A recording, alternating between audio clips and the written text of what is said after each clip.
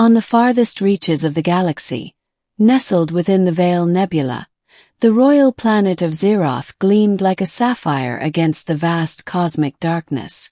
Princess Orana, the youngest and most rebellious daughter of Emperor Kalan, had been raised to carry the weight of centuries of Zerothian traditions. Her life, like those of her ancestors, was to be dedicated to the well-being of her people, her family, and her royal duties. Love, as the Zeroian royals believed, was a distraction, a fleeting emotion that had no place in the hierarchy of the stars. Yet, when Orana was chosen to represent Zeroth in an intergalactic diplomatic mission to Earth, everything changed. Humanity, with its chaotic energy, messy passions, and volatile emotions, was a curious thing. The Zerothians had long studied Earth from afar, fascinated by its inhabitants' emotional depth. But for Orana, it was an entirely new world, one where rules could be broken and desires could run wild.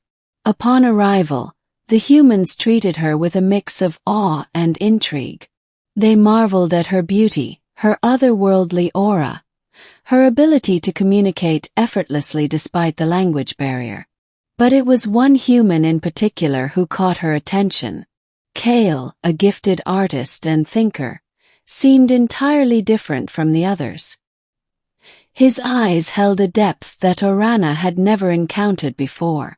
There was something in his gaze, something raw, untamed, that stirred a sense of longing within her. She couldn't understand it at first. Emotions weren't meant to be indulged. They were meant to be controlled. Yet, in Kale's presence, all her teachings, all her upbringing began to crumble. Part 2. The Taste of Passion. As the days passed, Orana found herself drawn to Kale more and more. He showed her the beauty of Earth, the oceans, the mountains, the forests. But it wasn't just the planet that captivated her. It was the way Kale spoke of humanity's capacity for love and pain, for creation and destruction. It was as though he understood something about the universe that Orana had never been taught, something she had never dared to understand. One evening, after a day of exploring the lush wilderness surrounding Kale's cabin, they sat under the stars. Orana marveled at how the human sky seemed to mirror her own. It was strange, yet familiar, like a reflection in water. "I've been wondering," Kale said, his voice soft. "Why do you look at me like that? Like you're seeing something beyond the surface." Orana paused, uncertain of how to respond. She had never been asked such a question. Her entire existence had been defined by others' expectations, what she should feel, how she should act. But Kale's question cut through all of that. "I don't know," she confessed, her voice barely above a whisper. "I've never felt like this before. It's as if something inside me is awakening." Kale smiled, the warmth of it reaching into her very core. Without thinking, she reached out and touched his hand. The moment their skin met, an electric shock ran through her. It wasn't painful, but it was intense, a feeling she could not ignore. "Orana," Kale murmured, his voice trembling with something she hadn't heard before, desire. Before she could stop herself, Orana leaned in and kissed him.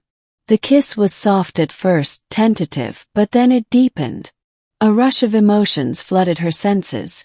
Joy, fear, warmth, longing, everything that had been locked away for so long.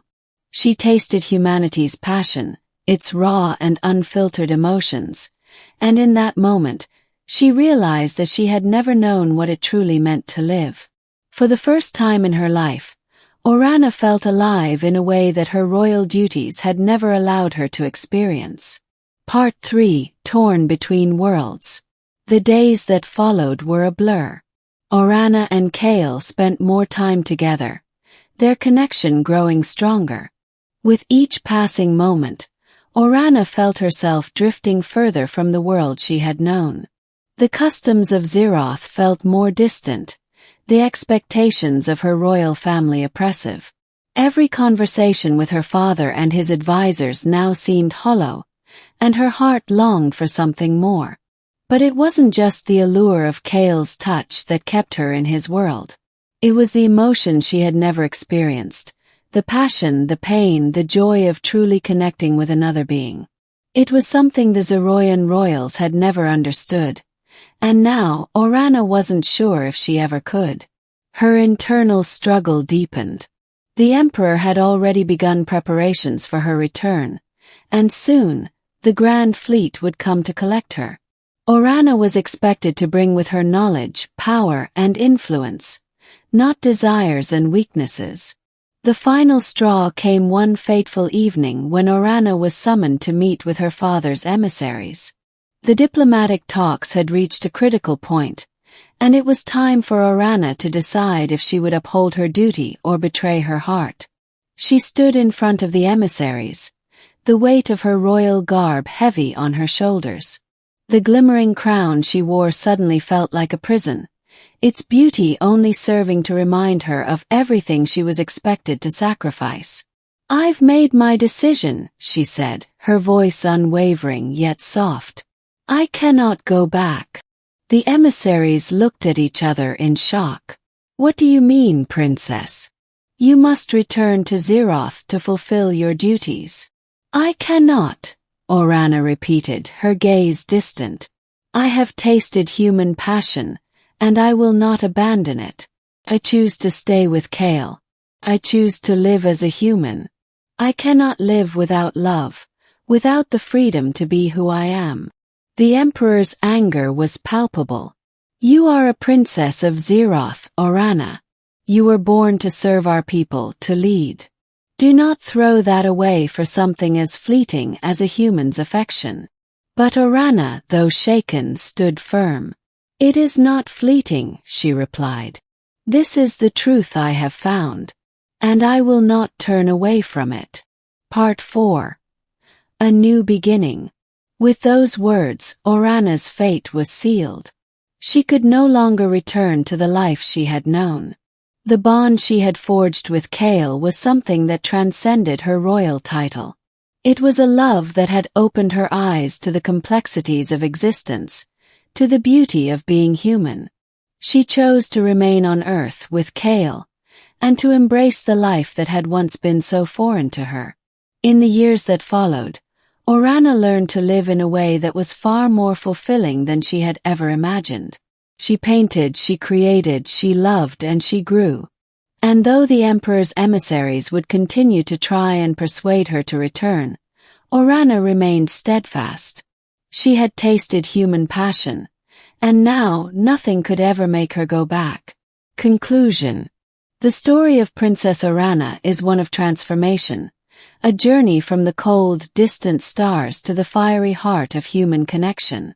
It is a tale of choosing love over duty, of finding one's true self, and of embracing the messy, beautiful experience of being human. For Orana, there was no going back, not to Zeroth, not to the life she had been destined for. She had discovered something greater, something that no title or crown could ever replace: the freedom to love and to live fully.